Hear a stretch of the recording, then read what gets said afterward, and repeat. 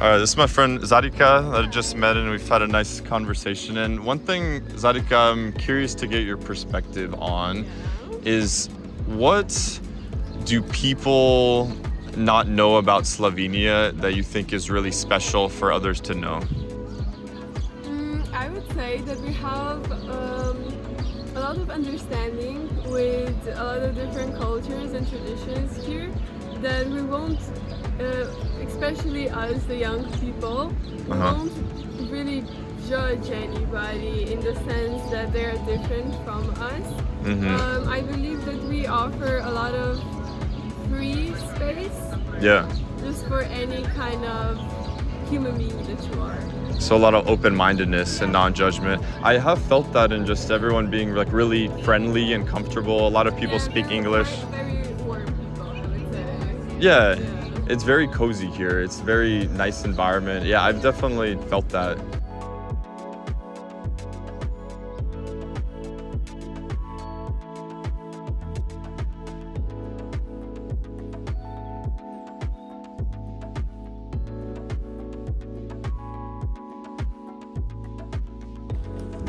Currently in the larger western portion of Tivoli Park. Just found some random trail and this is incredible. It's an entire forest right in the city. Just stumbled in here. Just feels like the city is really far away, but I just was walking on the street less than 5 minutes ago. It's so beautiful, absolutely incredible. As I bounce around Europe, one of the questions that's been in the forefront of my mind that I've shared in previous videos is how do I best use my time? And city to city, the options will vary, especially given, some of the flexibility I have in terms of the locations I choose. And it's tough. The choices are seemingly limitless, not only in terms of where to choose, but within a given city, all the different places that you could choose. And at a certain extent, right? Doesn't matter as long as you're making the most of whatever you choose. Like if you go to a museum one day or just want to sit at a cafe or do a walking tour or whatever it might be, as long as you're present, you make the most of anything in theory, right? But I find myself just thinking about, I've just been wandering and I've just been trying to just walk around and roam and just process my environment. I keep talking about this, but the funny thing about it is I feel like I've been programmed, like many of us in the US, to concentrate on outward productivity, external productivity, providing to others, which in a large part I think is good and healthy to provide to the greater good of society. But productivity comes in a number of forms. The true definition of productivity is alignment between how you intend to spend your time and how you actually spend your time. So it's not necessarily about what you create. And it's funny because I almost feel this orientation towards needing to always create and always needing to provide externally. And so that I'm just wandering and just like existing feels like I'm wasting time. But that's not the case. Essentially, the whole point of this was to create space. And so I think, the main reflection I just wanted to share is around not always needing to be externally productive, because often what's best for us is taking that step back and doing things we need to do for ourselves internally, whether it's going for a walk or, taking a little extra time and cooking dinner or meeting up with a friend, even though you might feel like you have a lot of things to do. So yeah, productivity comes in a lot of different forms, that's for sure. My wandering has brought me to an old ski jump, which is pretty cool. I'm just looking at this, and as a skier in Colorado, it looks very intense to go off of this. It's all overgrown now. I don't really know what to make of this, but that's cool. It's very random. I've never seen anything like this, just in the middle of the forest. Look at this place. That's what I'm saying, like literally in the middle of Ljubljana is beautiful forest. Saw that Ljubljana is one of the greenest capital cities in the world. All right, there's another set of stairs, so I'm gonna go up, check it out, and see if maybe there's a cooler vantage point up there. Wow, okay, I guess wandering can pay off. Now I'm at the very top of this ski jump. It's pretty high, but there's stairs, so it's pretty safe, nice place to relax, but wow, the view up here is so cool. This really gives you perspective for just how green this place is. That's one of the things I really enjoyed about driving around Slovenia, is just how green it is all around. Look at these mountains, this is so stunning. See the city out in the distance.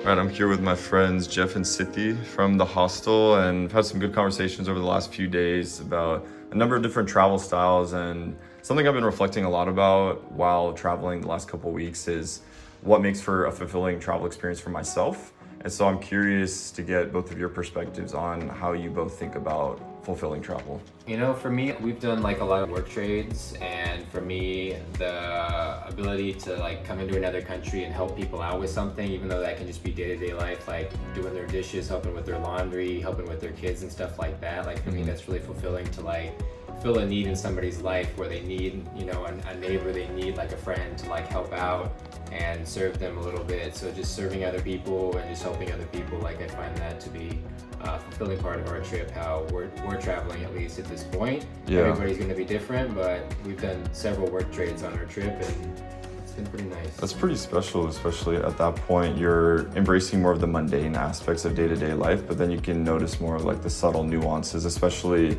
were talking earlier about when you were in Laos and not able to communicate, and so having to like find different ways of communicating and understand one another, like while you're doing these very simple things. That's cool. Yeah, I agree. Yeah, I think so. But for me, I think like the most important is learning new culture and then share it with another people, you know. It's really nice.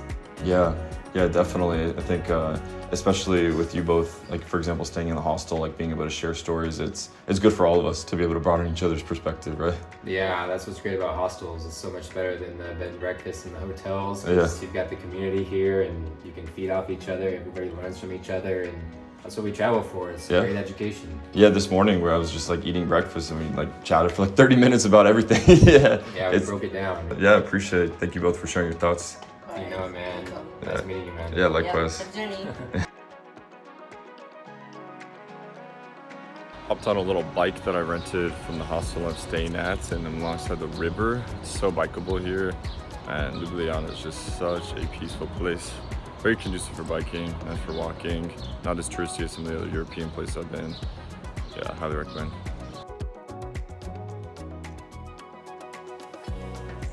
As my time in Ljubljana comes to a close, I just want to take a moment to show appreciation to this beautiful city.